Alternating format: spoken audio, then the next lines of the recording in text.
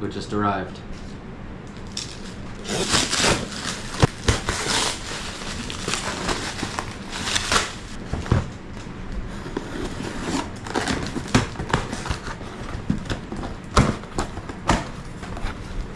Toys.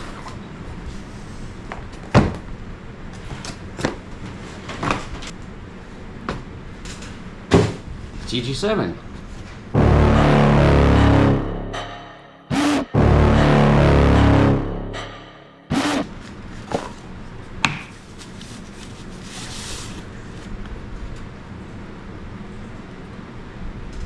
Olympus TG7 looks just like the TG6, but let's go see what it can do underwater, huh?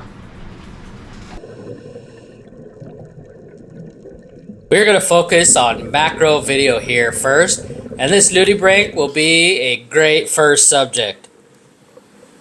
I have the camera in aperture mode in macro autofocus. Since I'll be using lights as usual, I just need to have it in auto white balance. As you can see, this 2-inch long nudie looks pretty crisp in 4K, even with the sandy, ugly brown background. Even when I zoom in from afar onto his gills, it manages to focus pretty quick. This nudie is a bit bigger, but he seems to have a hitchhiker on its back, a tiny emperor shrimp.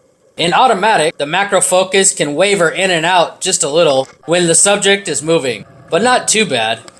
I could always use manual focus or focus lock, but for it to stay in focus, I would have to move the camera with the subject to stay in the same distance as when I set the focus, and that could be hard to do. In another video, I'll talk about focus lock and manual focus and a bunch of other tricks, but not today. Check out this head shield slug. If you're focused already, you can zoom out and still stay in focus. It's when the subject is coming forward or away from you that autofocus struggles a little, like you see here.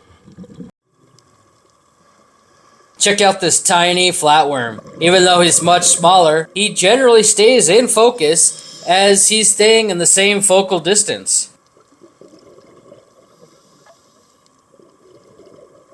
I guess the hard part is trying to decide which dude to follow.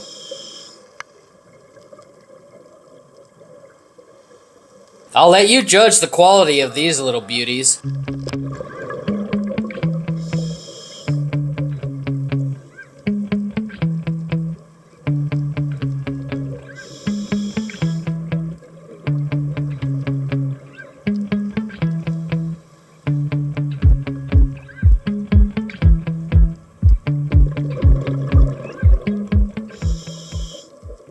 Of course, an awesome feature of a compact is that I can throw on a wide wet lens, put the camera on wide focus, then film reefscapes or bigger things. Since the video lights aren't bright enough at any distance, it's a good thing the TG7 allows you to set white balance presets. So I'm sitting at the desk and I'm going to show you how I do manual white balance presets. So push the OK button. I'm on the white balance. You can see right there I'm on white balance minus flash.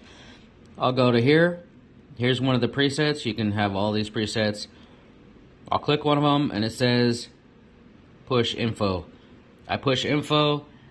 I'll aim it at something white and push the shutter button, and it'll ask me, is that white? And I say yes. And now it's set up, and that's what I'm doing here in this clip underwater, and I'll show you the difference. I'm using this slate to set the white balance, but white sand or a white hand would also do the trick. Here's the colorless wide shot out of the TG7, and here's what it looks like after it's set.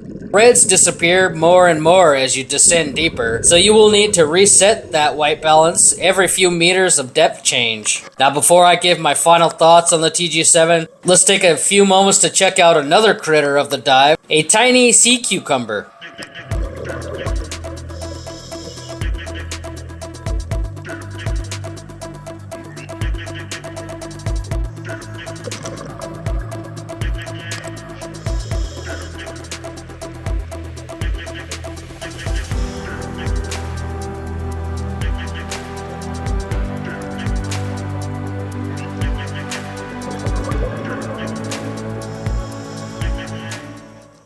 Just as I could toss on a wet lens real quick for a wide shot, I could also do the reverse.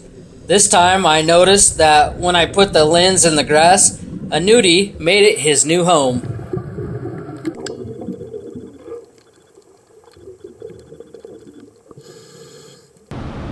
Alright, final thoughts for the TG7. Well, I love it, of course. What did you guys think of all the footage I got so far? I'm not really happy with my wide angle, but I never have been. And as much as I love it, I also loved the TG6. So I know all the comments right now, all the questions are gonna be like, is it worth it to get the TG7? Is it a huge difference? Well, I'm here in the Philippines and electronics are really expensive, and I actually couldn't find a TG6, and I do this for a living. We're posting videos every day. I needed it, so I just went and got the TG7, and I'm super happy with it. There's a lot of other modes. You know, they got like a Facebook story, Reels mode. They got all this stuff that I didn't really get into, that the TG6 doesn't have. But I think it's worth the money. Honestly, people are saying, oh, your footage has improved. I honestly don't know. I don't know if my footage has improved because of the camera, or if I got better in the last couple of weeks with this. I really don't know. But my footage definitely has improved. Maybe we'll make another video with my strobe and go do photos with the TG7.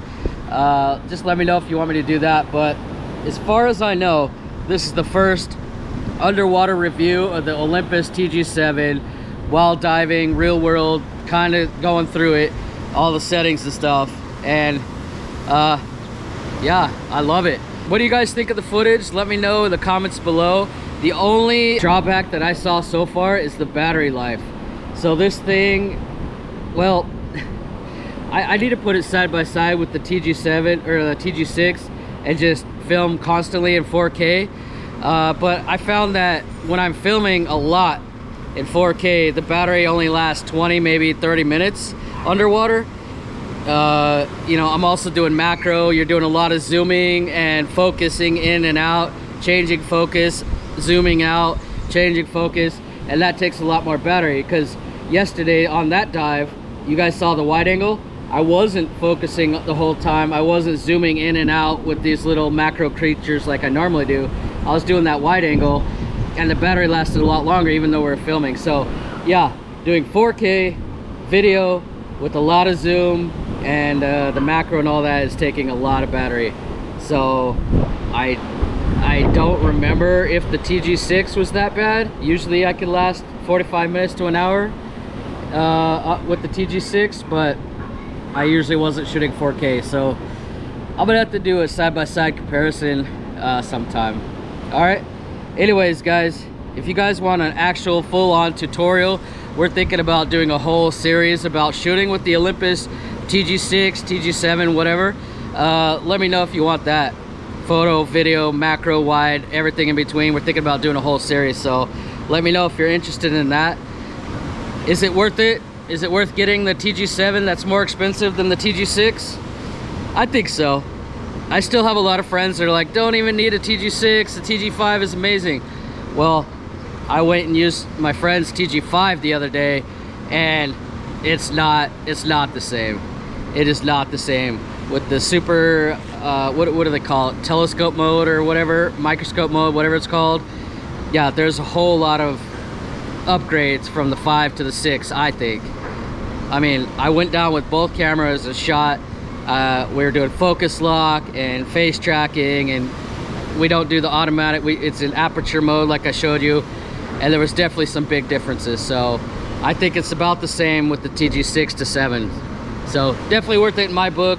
You guys be the judge. Let me know in the comments below what you think of the footage from this video, but also subscribe because all the rest of our footage is going to be with the TG7 underwater. All right, see you guys tomorrow.